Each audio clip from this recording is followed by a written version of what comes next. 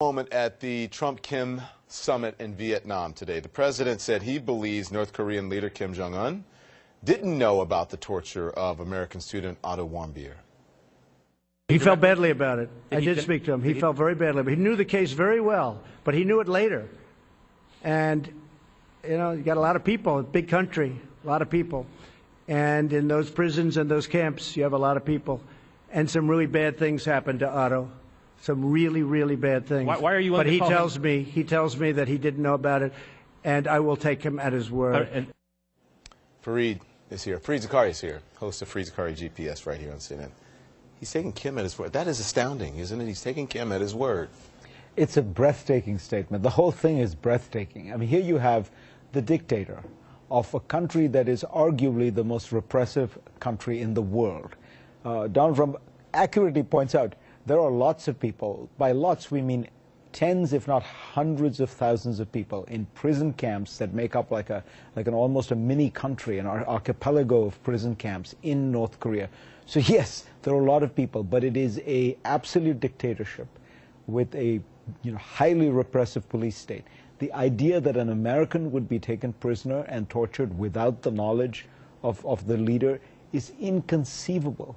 And why would you take his word for it? That's part of the bizarre aspect here. Donald Trump says he takes Putin's word that he didn't interfere. Don't forget bin Salman, Mohammed bin Salman. Mohammed bin Salman that he didn't. Right? What is it about this that, forget about just American intelligence? It's common sense. You have the dictator of one of the most repressive countries in the world. And you take his word that he didn't know about a very prominent case of torturing an American to death? Does he envy the power that they have? They can just run roughshod over all of these dictators. Does he envy their wealth? Does he feel like he's like them? I think it's the power. Trump at the root of Trump is narcissism, and I think to watch these people who are the cult of personality, the control, the power.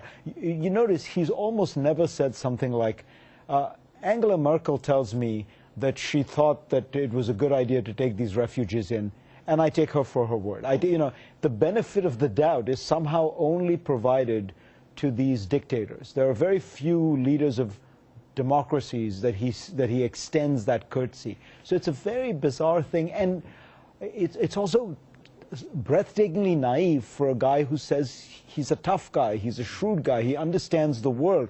If you understand the world, you would understand you don't extend the benefit of the doubt on communist propaganda to the leader of the North Korean Communist Party. Let's talk about the summit.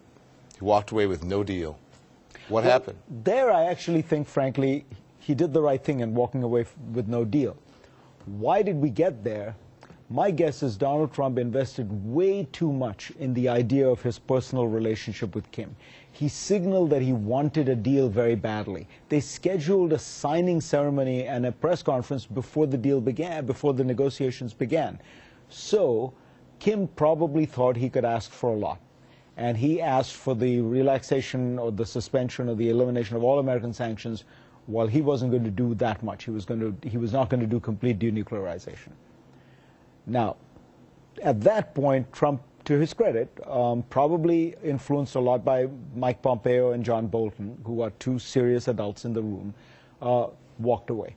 I don't think we would have gotten to this point if there hadn't been this crazy expectations that were raised, with Trump signaling for months that he thought there was going to be a breakthrough. He thought, because Kim, the thing to remember is, Kim is watching all that same TV. Kim's watching CNN just as Trump is. So he set himself up. I think he set himself up. For Kim made a much bigger ask than he would have done if he had gone in with much lower expectations and said, as every president does with every one of these kind of negotiations, you would have gotten a reasonable process which would have taken much longer. But Trump wanted, some kind of dramatic, quick win. But as I say, at the end of the day, he did the right thing in walking. Art of the deal? Well, the odd thing about the art of the deal is one of these days Donald Trump should read the art of the deal, because there's actually some good stuff in there. I don't think he clearly didn't write it, but and he says time and time again, don't set yourself up. don't want the deal too much. Don't you know, if you signal that you want the deal too much, the other side will ask to. Yeah. He just needs to read his that book. own book. Read his own book, with a book with his name on it at least. Can you quickly tell us, and I don't want to give it short shrift, though, you have a special on Saudi Arabia coming out. Well, it just feels like we're at this bizarre moment with Saudi Arabia where the Trump administration has invested so much in this one guy, Mohammed bin Salman, and in this one country. And what we thought we'd do is just take people back and make them understand, why do we have this crazy relationship with Saudi Arabia in the first place? You know, this is, the United States is the most open democracy in the world. Saudi Arabia, by some standards, is one of the most closed societies in the world. What got us together? It's a 75-year-old alliance. What are the insights? So a lot of it is just, you know, we call it the kingdom of secrets because there are so many secrets, but there are so many paradoxes here. You know, the most open society with the most closed society. The Saudis have been our closest ally in some areas, but they've spawned some of our deadliest enemies, like Osama bin Laden. So I hope what people will get is like an uncovering, you know, we'll pull back the curtain on all those secrets. And we'll be watching. Free, thank you so much.